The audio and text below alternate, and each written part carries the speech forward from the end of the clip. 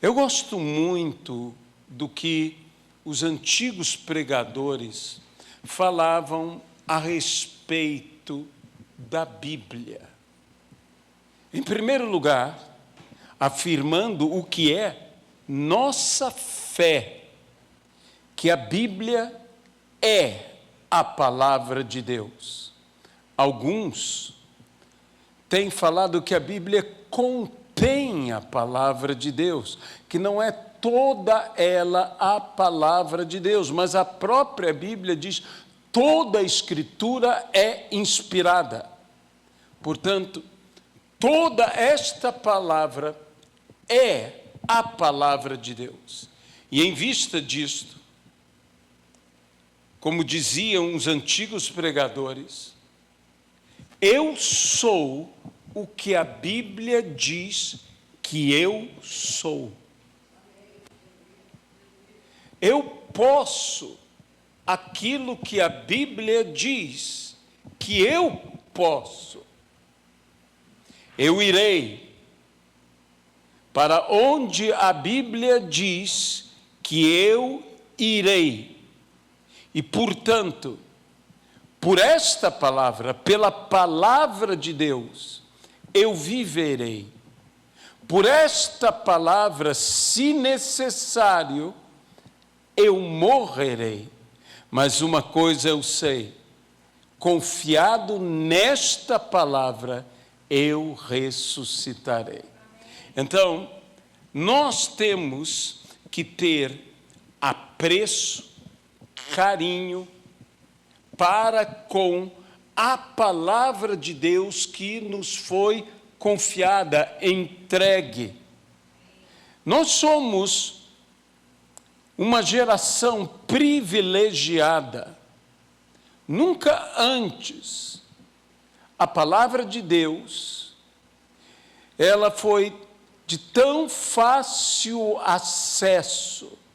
Em quantas versões nós encontramos a palavra de Deus para podermos estudá-la, não apenas na nossa própria língua, mas muitas vezes em outras línguas, inclusive. Nós temos acesso a maravilhosas Bíblias de estudo, temos acesso a tão farto material para que possamos compreender e compreender com profundidade a palavra de Deus. Por isso dedicamos o culto de quarta-feira a um culto de estudo bíblico, para que conheçamos e prossigamos em conhecer ao Senhor e a sua palavra, para que possamos, estudando a palavra, crescer na palavra, inclusive na inteligência que a palavra nos concede. A inteligência é a capacidade de dar respostas, de obter soluções para todas as perguntas que possam haver. A resposta de Cristo em forma de uma simples pergunta nos dá a solução. Jesus disse: o que está escrito na palavra? O que nos diz a palavra? Para todos os meus e os teus questionamentos, sejam questionamentos da natureza humana, sejam questionamentos até dos tempos modernos, esta palavra, que não é antiga nem nova, esta palavra que é eterna, ela tem a resposta. E nós erramos muitas vezes, não conhecendo nem a Deus, nem as Escrituras, não conhecendo a palavra e o poder de Deus, sabedores que o Evangelho é poder de Deus. e poder de Deus para a salvação de todo aquele que nele, em Jesus, crê. Porém, por vezes, diante de tantas pregações de nossos dias, dos modernos pregadores, necessitamos estar voltando ao essencial. Porque tantas vezes nos afastamos daquilo que é o mais importante. E nessa noite eu quero voltar a um ponto essencial. E gostaria de convidar você a abrir a sua Bíblia no Evangelho segundo Mateus, no capítulo de número 28. A partir do versículo de número 16. Os 11 discípulos partiram para Galiléia, para o monte que Jesus lhes havia designado. E quando viram Jesus, o adoraram, mas alguns duvidaram. Jesus, aproximando-se, falou-lhes, dizendo: toda a autoridade me foi dada no céu e na terra. Portanto, vão e façam discípulos de todas as nações, batizando-os em o nome do Pai, do Filho e do Espírito Santo, ensinando-os a guardar todas as coisas que tenho ordenado a vocês. E eis que estou com vocês todos os dias até o fim dos tempos. Que Deus abençoe a sua palavra em nossas vidas. Para completar isto, que é chamada a Grande Comissão. A Grande Comissão está registrada tanto em Mateus quanto em Marcos. Vamos para o que foi dito segundo o Evangelho de Marcos. Evangelho de Marcos, capítulo de número 16, versículo de número 14. Finalmente, Jesus apareceu aos 11, quando estavam à mesa, e censurou-lhes a incredulidade e a dureza de coração, porque não deram crédito aos que o tinham visto já ressuscitado. E disse-lhes: vão por todo o mundo e preguem o Evangelho a toda criatura. Quem crer e for batizado será salvo. Quem, porém, não crer será condenado. Estes sinais acompanharão aqueles que creem.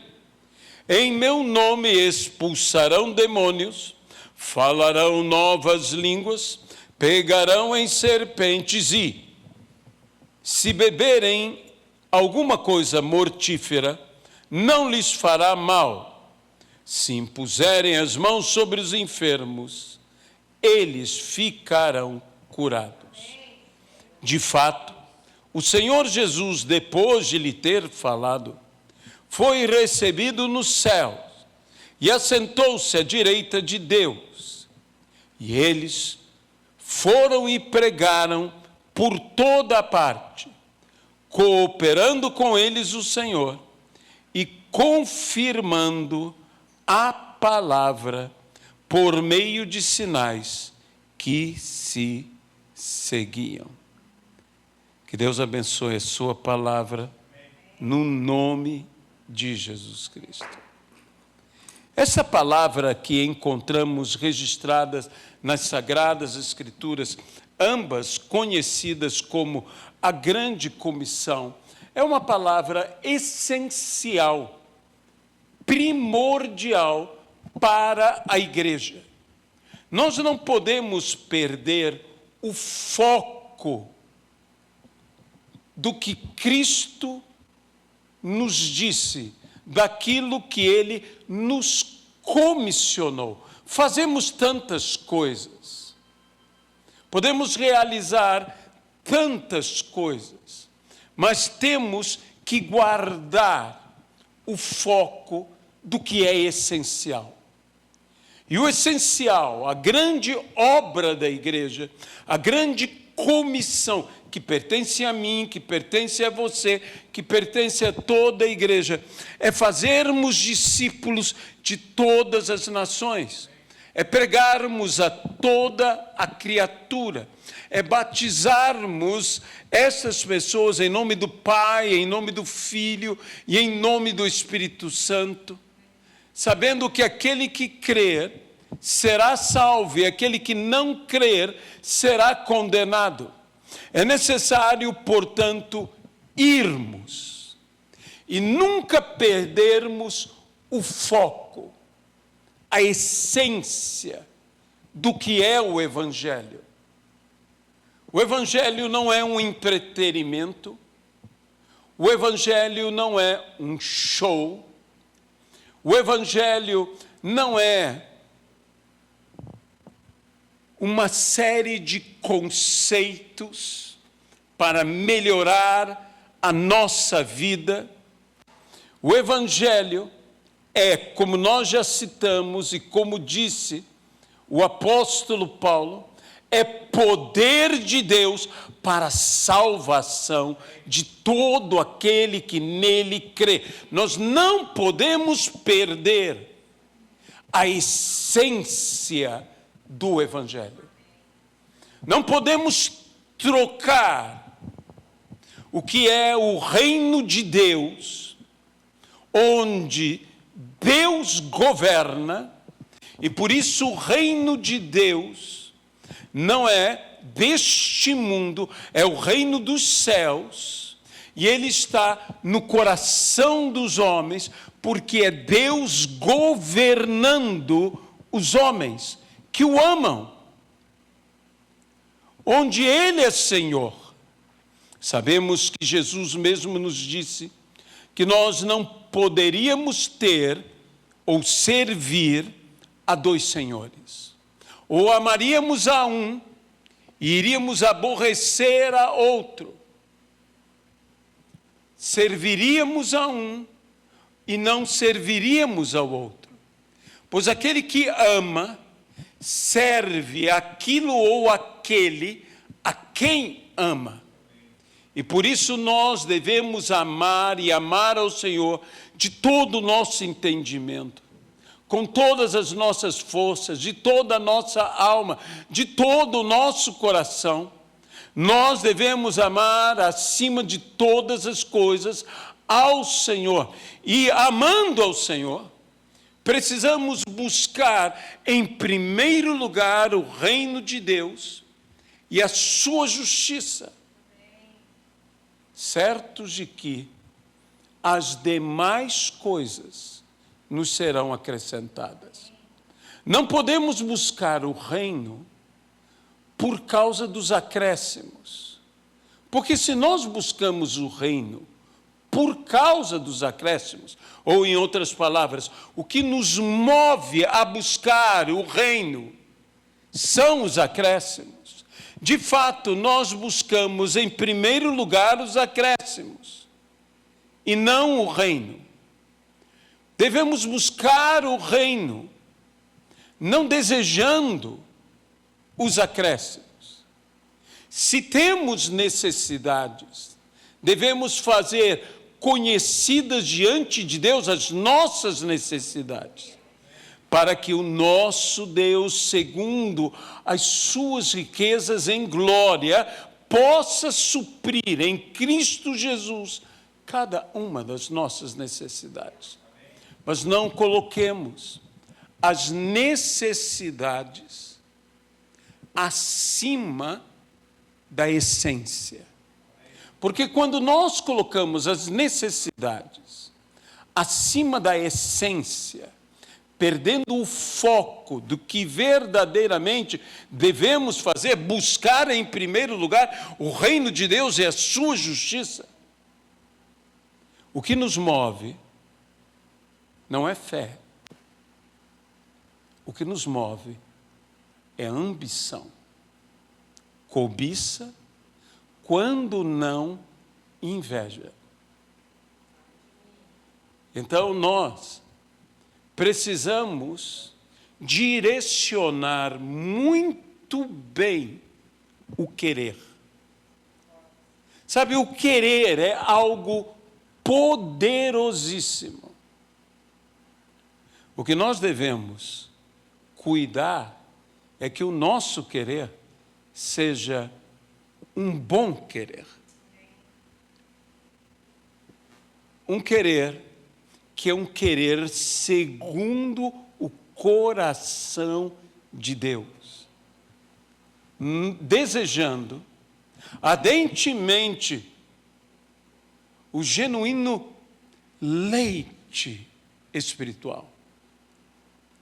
Desejando as coisas lá do alto, não buscando acumular para nós riquezas neste mundo, mas tesouros no céu.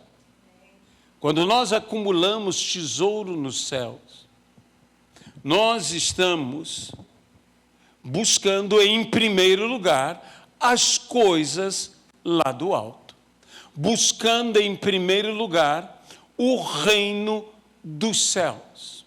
Hoje, as igrejas, e eu não estou aqui para fazer crítica a ministério algum, mas sim buscar que de nós, em nós, vivamos plenamente o que seja a vontade de Deus. Muitas vezes não estamos focando no que o Senhor Jesus nos disse. Ele nos disse para pregarmos, para fazermos discípulos de todas as nações, pregando a toda criatura.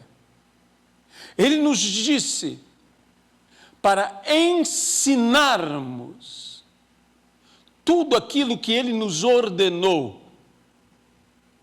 tudo aquilo que o Senhor Jesus nos disse. Nós devemos buscar ensinar as pessoas o que Jesus nos disse. E o que Jesus nos disse, graças a Deus, está registrado nos Evangelhos, nas Sagradas Escrituras.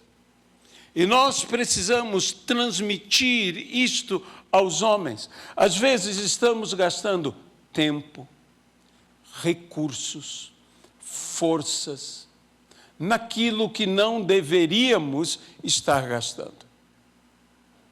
Por que vocês gastam suas forças?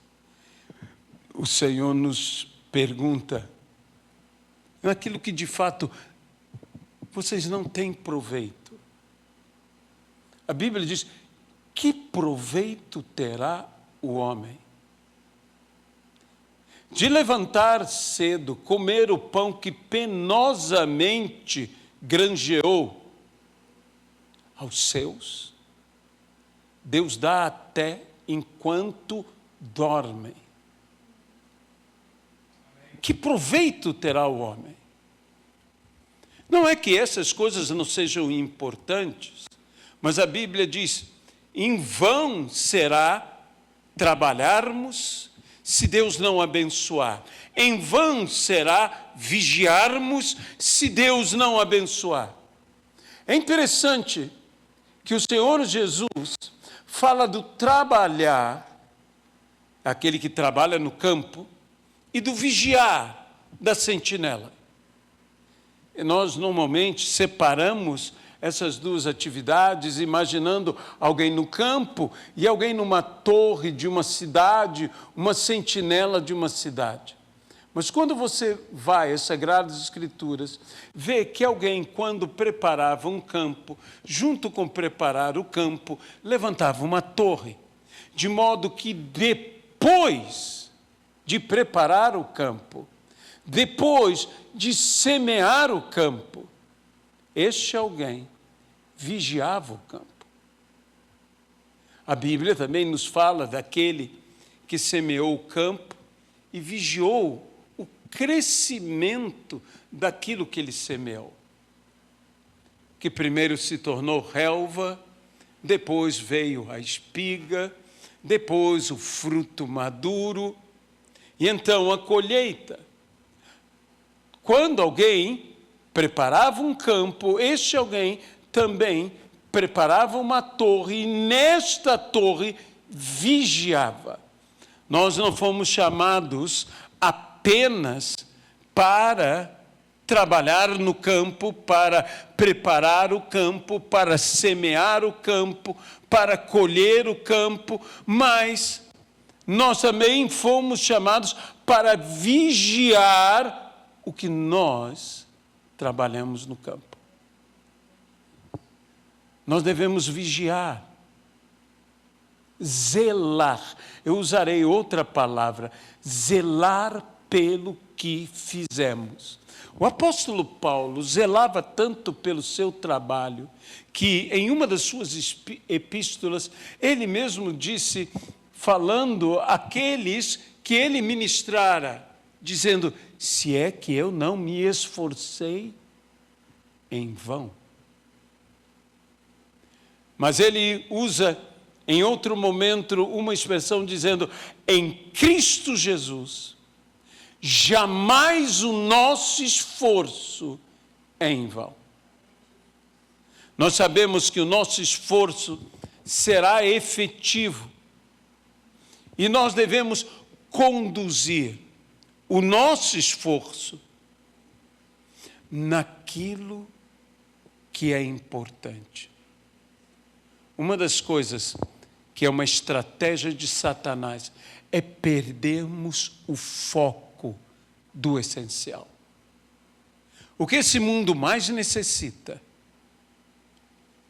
não é uma palavra de encorajamento, ele também precisa de uma palavra de encorajamento. O que esse mundo mais necessita é de uma palavra de salvação, de redenção, de transformação. Nossos olhos têm que estar com as almas que perecem. E esse texto, ele diz: ide por todo o mundo. Alguns estudiosos do grego dizem que a palavra mais correta seria indo por todo o mundo. Pregai o evangelho. Nos é ordenada uma ação por toda a parte. Uma ação no nosso trabalho, uma ação na nossa família, uma ação nos lugares em que nos encontramos, em qualquer lugar, a qualquer tempo. Precisamos ser testemunhas do Senhor Jesus Cristo. Precisamos levar a palavra do Evangelho, a palavra de salvação a toda criatura.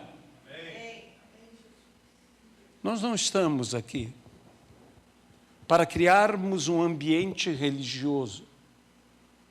Nós estamos aqui para fazermos crescer a família da fé.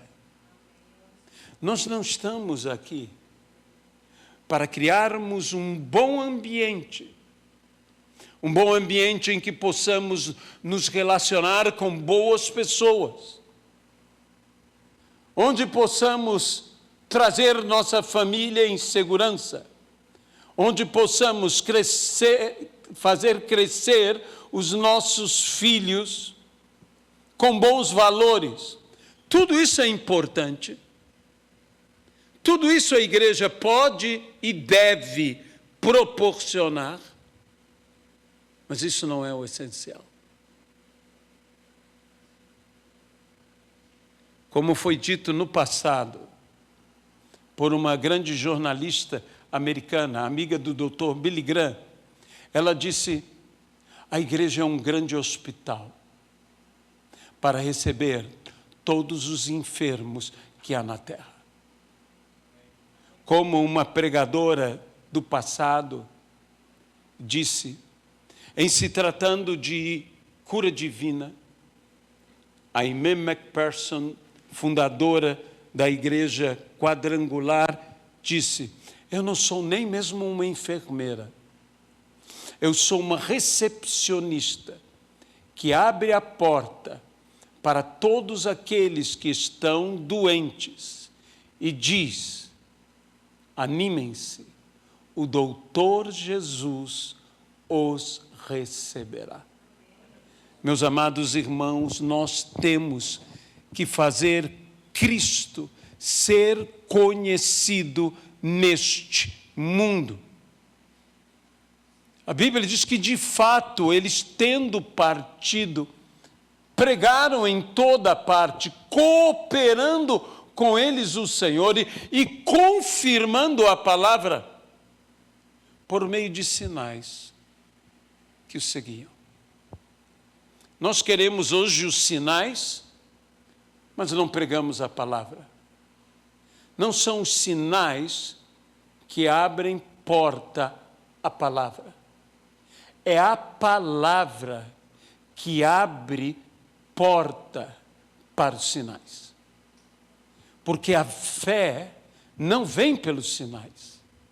A fé vem pelo ouvir, e o ouvir a palavra de Deus. De modo que onde há fé, haverá consequentemente sinais.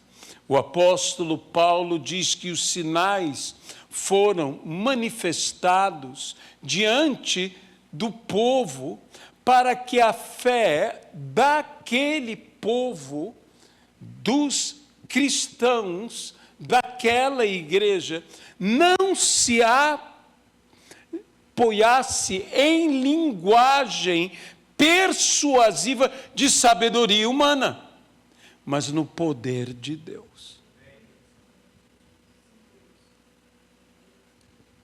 A fé vem pela palavra, mas ela é sustentada, ela é apoiada. E agora eu direi, a própria palavra que traz a fé é confirmada por meio dos sinais. Nós cremos nos sinais. Nós cremos que o povo que conhece ao seu Deus fará maravilhas. Nós cremos na manifestação de sinais, de prodígios e de maravilhas. Nos milagres de Deus. Mas também cremos que só Deus pode fazer milagres. E que nenhum homem deve gloriar-se por causa dos milagres que Deus opera por meio dele ou no nosso meio. Que tudo que façamos, quer em palavra, quer em obra, façamos para a glória de Deus. O propósito da nossa existência é glorificarmos a Deus. Nós, como aqueles que glorificam ao Senhor, devemos ser adoradores que adoram ao Senhor em espírito e em verdade. Em todo momento devemos adorá-lo. De todas as formas devemos adorá-lo. Nós não o adoramos tão somente quando cantamos hinos. Cantar hinos, louvar através de hinos, é algo maravilhoso. Eu digo que faz mais bem a nós do que estamos fazendo qualquer tipo de benefício a Deus. Nós o louvamos e o adoramos porque Ele é digno de todo louvor, de toda glória, de toda adoração. Mas é interessante que quando adoramos e glorificamos ao Senhor, e louvamos e cantamos, e bendizemos ao Senhor, isso nos faz mais bem do que nós podemos sequer imaginar. Parece que quando eu adoro ao Senhor, ou quando eu o louvo, ou quando canto hinos,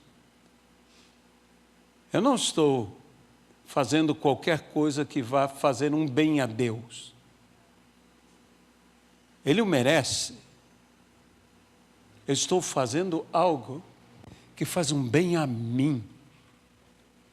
Sabe? Não somente faz um bem a nós, mas a Bíblia diz, fica-lhe bem. Fica bem em mim, em você, em nós, louvarmos ao Senhor. Mas louvamos ao Senhor com nossas palavras, louvamos ao Senhor com nossas atitudes, louvamos ao Senhor com nossos cânticos. E o adoramos porque reconhecemos quem Ele é. Temos que voltar à essência. Por vezes nós estamos, às vezes no meio, e eu digo a igreja de uma forma geral, fazendo um louvor que mais é um show, onde a alma se alimenta, a alma então fica como que embriagada por uma multidão de sensações e de emoções. Mas aonde está a adoração? Aonde está a essência da adoração? De um coração verdadeiramente arrependido e rendido ao Senhor, que reconhece quem Ele é e quem somos nós. Que diz, ai de nós se não fosse o Senhor. Meus irmãos, hoje a palavra que eu queria trazer e que eu estou trazendo é: voltemos à essência, voltemos ao essencial, voltemos ao primordial. Voltemos a orar, voltemos a ler a palavra, voltemos a adorar em espírito e em verdade, voltemos a evangelizar, voltemos a discipular, voltemos ao que é essencial, voltemos a Cristo.